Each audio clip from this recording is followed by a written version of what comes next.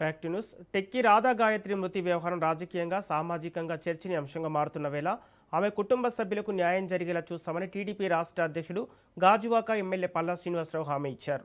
ముస్సోరిలో జరిగిన ఘటనకు సంబంధించి రాధా గాయత్రి తల్లిదండ్రులు పల్లా శ్రీనివాసరావును కలిసి తమకు న్యాయం చేయాలని విజ్ఞప్తి చేశారు. ఈ సందర్భంగా వివాహిత మృతిపై పూర్తి స్థాయిలో విచారణ జరగాలని, కుటుంబ సభ్యులు వ్యక్తం చేస్తున్న అనుమానాలపై దర్యాప్తు సంస్థలు అన్ని కోణాల్లో విచారణ చేపట్టాలని అన్నారు. ఇక బాధ్యులు ఎవరైనా చట్ట ప్రకారం చర్యలు తీసుకోవాలని కోరారు. ఇప్పటికే ఈ ఘటనపై ఉత్తరాఖండ్ పోలీసులు కేసు నమోదు చేసిన నేపథ్యంలో నిజాలు వెలుగులోకి వచ్చి కుటుంబానికి న్యాయం జరగాలని ఆకాంక్షించారు. మరోవైపు గాయత్రి తల్లి సత్యవతి తీవ్ర ఆవేదన వ్యక్తం చేస్తూ తన కుమార్తె మృతికి బాధ్యులైన వారిపై కఠిన చర్యలు తీసుకోవాలని డిమాండ్ చేశారు.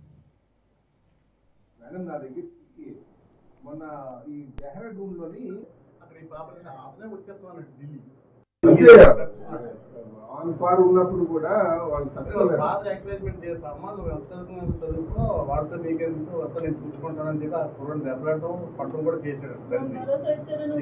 చదువుకున్నది పళ్ళు నుంచి వచ్చినా ఆ పిల్ల అంత జాగ్రత్త చూస్తున్నది నువ్వేందుకు నువ్వు చదువుకుంటూ పోయావు అని చెప్పి తండ్రి ఈ పిల్లకి భరోసా ఇచ్చాడు. ఆ ధైర్యంతో మేము కొద్దిగా వెనకడికి వెళ్ళినాం. పాప కూడా చెప్పింది మా మాయగారు ఎప్పుడు కూడా ఏమన్నా నాకే సపోర్ట్ చేస్తారు అంటే కంప్లైంట్ ఇచ్చి వచ్చారు. తండ్రి యొక్క స్టేట్మెంట్ తీసుకున్నారు అక్కడ తండ్రి స్టేట్మెంట్ తర్వాత కూడా ఫర్దర్ తీసుకోవాలంటే వాళ్ళు వీళ్ళకి చెప్తారు సార్ ఎవరెవరు రావాలన్నది వీళ్ళు స్టేట్మెంట్ తీసుకుంటారు.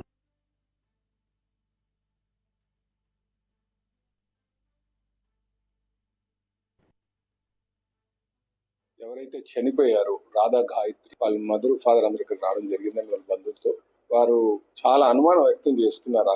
ఈ సాయి చరణ్ ఎవరైతే రాధా శ్రీచరణ్ మీద చాలా అనుమానం వ్యక్తం అవుతుంది.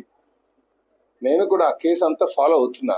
నాకు కూడా మొదటి నుంచి ఆ కుర్రాడే ఏదో కలిపి పాపకి ఇచ్చుంటాడు, రాధా గాయత్రికి ఇచ్చుంటాడు అనే అనుమానాలు. అంటే అది ప్యూర్లీ మర్డర్ కేసుగా నేను భావిస్తున్నాను. ఖచ్చితంగా ఈరోజు అలాంటి వారిపైన ముఖ్యంగా ఆ పరిస్థితులు కూడా చూస్తే అమ్మాయి బ్యాగ్లో ట్రాకర్ పెట్టడం, సీసీ ఫుటేజెస్ వెరిఫై చేయడం, అంటే ఒక అనుమానం అనే బీజం ఆయన మైండ్లో ఉంది.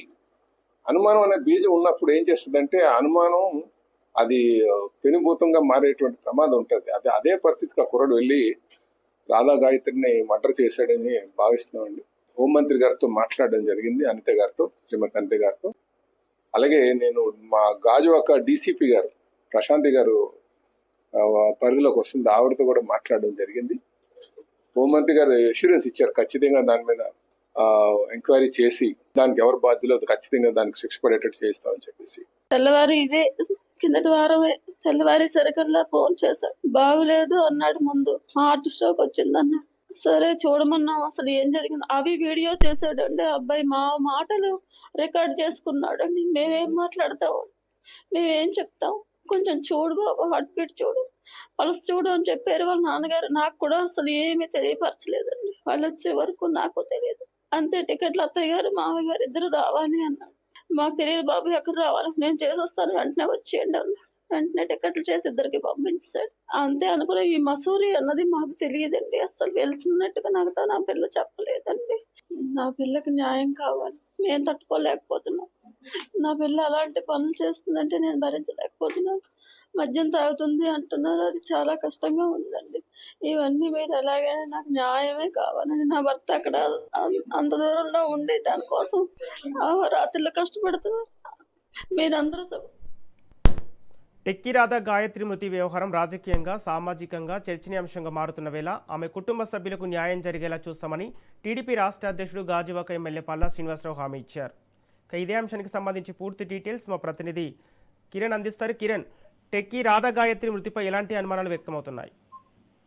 Good morning Sampath. ఏదైతే ఈ నెల 13వ తారీఖున ఉత్తరాఖండ్లోని మస్సూరిలో హోటల్లో చనిపోయినటువంటి టెక్కి రాధా గాయత్రికి సంబంధించి పలు అనుమానాలు వ్యక్తమవుతున్న సంగతి మాకు తెలిసింది. దాదాపుగా ఇప్పటికే 10-12 రోజుల నుంచి కూడాను ఒక ఆశ్చర్యకరమైన విషయం, ఏదైతే అతని భర్తే చంపేశాడు అని చెప్పి ఇప్పటికే గాయత్రి కుటుంబ సభ్యులు ఆరోపిస్తున్న నేపథ్యంలో ఉత్తరాఖండ్ పోలీసులకు కూడాను గాయత్రి పేరెంట్స్ కంప్లైంట్ ఇవ్వడం, అదేవిధంగా నిన్న తాజాగా చూసినట్లయితే ఒక 11 అంశాలతోటి కీలకమైనటువంటి అంశాలను లెటర్ లో పేర్కొంటూ అక్కడ ఉన్నటువంటి పోలీసులకు కూడాను గాయత్రి తండ్రి ఎవరైతే సుధాకర్ ఉన్నాడో అతను కూడా పూర్తిస్థాయిలో కంప్లైంట్ ఇచ్చిన పరిస్థితి నెలకొంది. ఈ నేపథ్యంలో మనం చూసుకున్నట్టయితే ఈరోజు తాజాగా ఆమె కుటుంబ సభ్యులు ఎవరైతే ఉన్నారో వాళ్ళ మదర్ సత్యవతి, అదేవిధంగా వాళ్ళ మామయ్య కూడా ఇద్దరు వచ్చి ఈ రోజు టీడీపీ రాష్ట్ర అధ్యక్షుడు పల్లా శ్రీనివాసరావు ఇంటికి వెళ్లి అతన్ని కలిసి ప్రాధేయపడిన పరిస్థితి నెలకొంది. తన కుటుంబానికి న్యాయం చేయాలి, ఏదైతే తన కూతుర్ని హతమార్చాడో టీచర్ను అతని మీద కఠినంగా శిక్ష విధించేలాగా చూడాలి, పూర్తి స్థాయిలో మాకు న్యాయం చేయాలని చెప్పి వాళ్ళందరూ కూడా కోరుకుంటున్న పరిస్థితి ఉంది.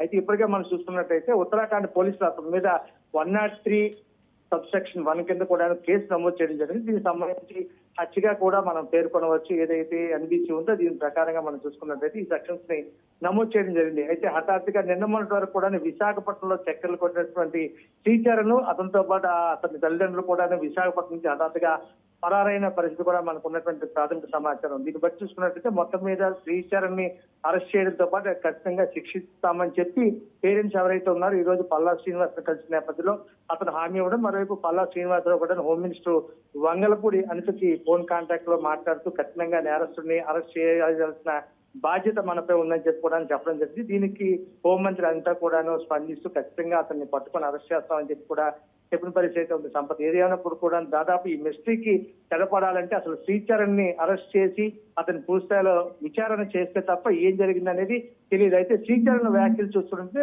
చాలా భిన్నంగా ఉన్నాయి. ఏదైతే 13వ తారీఖు రాత్రి సుమారు 11:30 గంటల ప్రాంతంలో మేము హోమ్ స్టేకి వచ్చాము, ముస్సరి హోటల్లోకి వెళ్ళాము, రాత్రి వైన్ సేకరించిన నేపథ్యంలో రెడ్ వైన్ ఎర్లీ మార్నింగ్ చూసినప్పటికీ ముక్కులో నుంచి రక్తస్రావం అయ్యి ఆమె చనిపోయిన తప్ప తను చనిపోవడానికి నాకు ఎటువంటి సంబంధం లేదని చెప్పి అతను బాహాటకంగా చెప్తున్న పరిస్థితి. బ్రెయిన్ స్ట్రోక్ అయి ఉండవచ్చు అనేటువంటి అనుమానాన్ని కూడా తనే వ్యక్తం చేస్తున్నాడు. అయితే హఠాత్తుగా ఈ పరిణామం ఒకసారిగా రాత్రి రెడ్ వైన్ తీసుకున్న తర్వాత ఉదయం లేచి చూసేసరికి చనిపోయింది గాయత్రి అంటే మాత్రం పలు అనుమానాలు వ్యక్తం అవుతున్నాయి. పేరెంట్స్ కూడా గాయత్రి పేరెంట్స్ కూడా ఇతన్నే ఆమె మీద ఆరోపణలు వ్యక్తం చేస్తున్నారు.